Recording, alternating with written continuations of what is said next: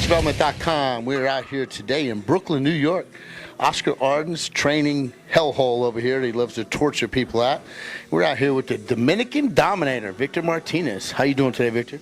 Good, good. How you doing, Ronnie? How's everybody doing out there? Good. So tell us a little bit, for the viewing audience out there, I know usually we're making these schleps all over the country, going down to Florida, going to California. What brings you out here to Brooklyn with the man, Oscar Arden? How'd you two come together? Well, I always know about Oscar. I mean, we always had mutual friends. I always knew of him. I always seen his work. I've trained with many of the athletes he's prepared. I mean, you start naming them. I mean, with the biggest one being Orville Burke, and Guy Green. We stomped in the same gym for years, and it's been kind of in search of, kind of like remember the old Fox 5 movie Kung Fu. He's always trying to find himself, kind of in the search of, and I always knew I wanted to work with Oscar, but it's never been the right time. He had his life. I was just going through mine as well, and I was kind of going along with it with what I knew at the time. And with my trainer, as you know, I've been through every dietitian in the industry, and I always knew, yes, I did good, but I never did great. And me knowing that Oscar was there, it came to a point that I said, you know what, it's time. And we had spoken briefly last year in the 2009 Olympia, and I have to say, one of the only regrets I had of not initiating it then, but as they always say, better late than never. And this is it. This is now, and I made the choice, and it's going to happen now, and we hooked up. That's great. So, Oscar, looking at Victor's physique, I mean, everybody talks about his physique as being a classic, beautiful structure, the most, aesthetically pleasing physique out there. How does your training style differ with him, and as opposed to what you've done with Oscar? I mean, does he need much work? What do you have in plan for him? We just, take out the whip and, kill it every time we come to the gym, man. And he's driving out here to Brooklyn, because he knows there's something here that he gets out more. I push him to the point where maybe sometimes you can't push yourself, especially when you're dieting, doing cardio, and having that expertise and that eye. Another thing is, I constantly monitor him.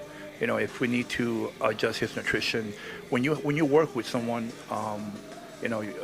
whether not overseas, but nationwide, you have to do online stuff. I never feel comfortable doing things online because the lighting can change in the pictures. I'm very hands-on in the work that I do.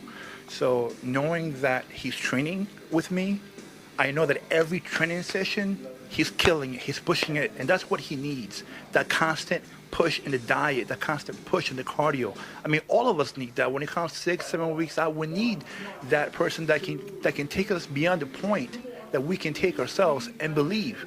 And I believe that Victor has that genetic potential, and believe it or not, the mindset to go beyond and become a champion. There are people that are good, and there's greatness. And I believe Victor has that greatness in him. There are times that he has shown that in one show or another. But this time, everything is coming together. And like he said, I've known of Victor back in the late 90s when he won the overall Suburban, the overall Mets. He had that potential back then. He was competing as a light heavyweight. I was like, wow, this kid is someone to watch for. I didn't know him directly. We had mutual friends. In fact, I had a mutual friend that asked me to give him diets, to give him diets to give to him, not knowing that it was him that he was giving it to, but it was for Victor. He was always in search of getting better, whether it was training, nutrition. He wanted to be where he is right now, being among the best in the world. So I'm very happy and very grateful, that this came together. He's a great guy, a good friend, and everything has been positive since the beginning. So I expect the results to be very productive. I know a lot of people out there have maybe seen Victor in the gym training, and he's got to have a reputation of maybe, just a genetic freak and doesn't train that hard. But I've seen him. He's a quiet giant inside there. He puts channels that emotion, that energy inward. He's not someone, like you said, who's out there screaming, like I do. But he's made this commitment. I saw the training today, and he's really pushing himself, beyond maybe what he's ever done before. Has he been holding up to that bargain with you? And beyond. I can't. If I ask him to do A, B, he'll do A, B, C, and D. He's doing, everything I asked for. I've trained. Evan has come here for the New York Pro to train here the last 7 weeks. I've trained Kai every day in the gym, and I know they push it to the limit. And he's not doing anything. He's not doing anything less. He's pushing it, and then some. It just there's no slack. There's no I can't do it. He's not one to rant and make loud noises and be boisterous. He has that inside intensity that he pushes it. He concentrates, and that's what I want. I want him to be able to give it to the end. He's going to failure. He's pushing it to the limit. He's doing everything I want him to do. There's nothing. I'm not. Surprised, he hasn't gotten to this level by being lazy or just genetics got me here. This guy fucking has busted his ass since the beginning. He didn't have, a lot of help in the beginning. He still made it. He's still here. He's still strong. And I believe this would be the best year that Victor has ever had.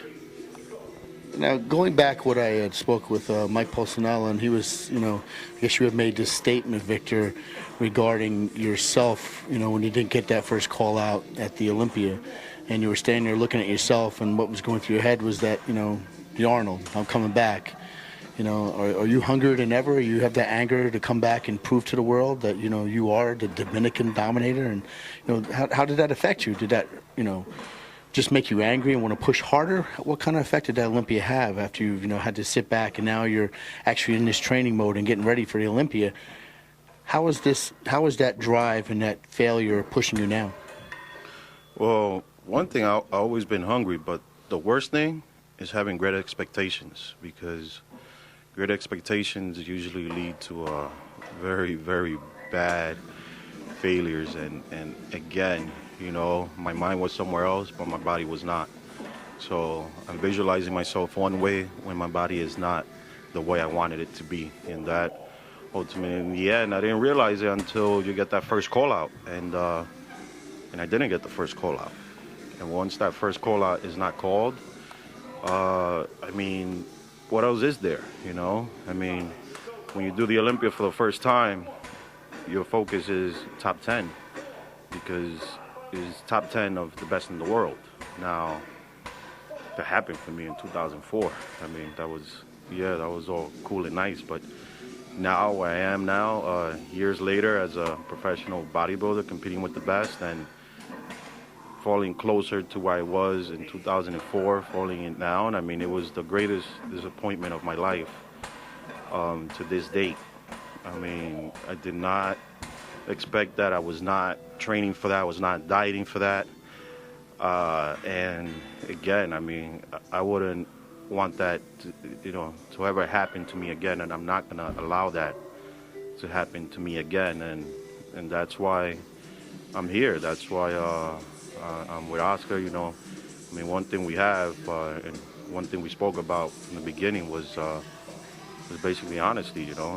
I have to tell him what I feel, what I think, how I'm feeling before I eat, after I train. And if I'm not honest with him, how would he know what to change in my diet to what's to come in my training and everything else? Then everything won't work. And at the same time, if he tells me I look a certain way and I'm planting that into my head, and basically, I go with a 6-shooter, to the front line of a war, and it's not gonna work, So right now at this point is definitely the hunger has just grown. The drive is just bigger, and my goal is definitely only one, and that's to be attained, and that would be at the Arnold Classic. As history has shown that no one has ever come from that far back in the Olympia and come back and won the Arnold. But records are meant to be broken. How do you feel going into this show? with Oscar's help here. Well, this is a good question for you, Oscar. How do you plan on, dialing him in? I know, that every athlete you work with, you don't work with a lot of athletes. You only, handpick them. I know you get calls every day from people all over the world, all over the country wanting to work with you, but you put 1,000% of your efforts into an athlete, and he'll have that, I know, those last 72 hours going into a show. What kind of change do you think you're going to need to make down the end? He seems to be ahead of schedule, you're saying, right now. What do you think it looks like over the next course of the, say, 5 weeks? Well, our game plan was, always to have my athletes in shape in advance. If you're not in shape the last week of the show, no amount of cardio or whatever you do is going to get you in shape. So right now, we're ahead of the game and want to continue that. And the last few days, it actually goes meal by meal. The body changes so much, and I want to make sure he's fed, he has the nutrients. And as far as dieting goes, even now, there's nothing that is so limited. Like, we're not doing 0 carbs or 0 fat. There's a balance of fat, there's a balance of carbs, there's a balance of protein, and everything is balanced. He's pushing it to the extreme to achieve this level of muscularity, but there's no great imbalance because there's nothing like he's behind schedule. And when it comes to the week of the show, it goes actually day by day. I have a preset plan in my mind, but if his body is looking a certain way, I may have to increase or decrease that depending on how he looks, but to make sure he's fed and hydrated, and changes will be made when they need to be made in order for him to peak for that Saturday morning prejudging. That's what matters. We're doing all this every day, all this month of training to peak for that 1 hour of prejudging where it all matters. Who cares what you look like 2 weeks before the show? Who cares what you look like 7 weeks or 2 weeks after or the next day? It's that prejudging that matters, and that's our goal, to peak for that day. You asked, how does someone go from taking 8th at the Olympia to 1st at the Arnold? You have to have a strong will, a strong mindset. At this level, all the athletes are pushing themselves to the extreme. Branch, Dexter, they're all doing everything possible to be the best that they can be. 8th at the Olympia for Victor was definitely a failure. Maybe if it was the first time out for him, that would have been a goal. But in this late in his career, that's something that it was definitely disappointing. But you know what? Failure is but a chapter in a man's life. It is not his whole life. We learn from failures. Anybody who's ever had any great success had to fail, and it is through those failures that we learn. And there's stuff that happened in last year's prep, that we're learning from. I wasn't present for that preparation, but there's the stuff that he's told me that we're adjusting now to make his prep much better. And I believe and I know that that's 100% possible. And that's our goal. That's our aim. That's what we're doing from the time we get up in the morning at night, even for me, to push him the best that he can be for that victory, to go from that 8th and make history. That's our goal. So, Victor, I know Oscar kicked your ass out here today, and I've been out in this dungeon out here, so I know you got a long ride back out to, Edgewater, back to Muscle Maker Grill to eat some good food. So, anyone you'd like to thank out there and, tell them you're serious? What's going on with Victor? No, I mean, definitely I have to thank MHP and, Gerard, MD, Steve Blackman. I mean, they see me here before. They also, at the bottom, they also see me rise. And one thing I have to say, they've never given up on me, and I just want to basically, not only am I going to, lift my spirits, but theirs also, Basically, it's time to make them believe again. Not that they have stopped, but also to have the assurance that they can count on me. They can count on me on that stage. They can count on me representing their company at the best ways possible. And just my fans and true friends that never given up on me. I mean, I want to say thank you. There's very few. You guys know who you are, so I don't need to name names. And I just want to say thank you. Thank you, and I'll see you when I'm holding that Arnold trophy. That's it. We'll all be rooting for the Dominican Dominator. Okay, Oscar. For Oscar Arden, the Dominican Dominator, musculardevelopment.com. Thank you.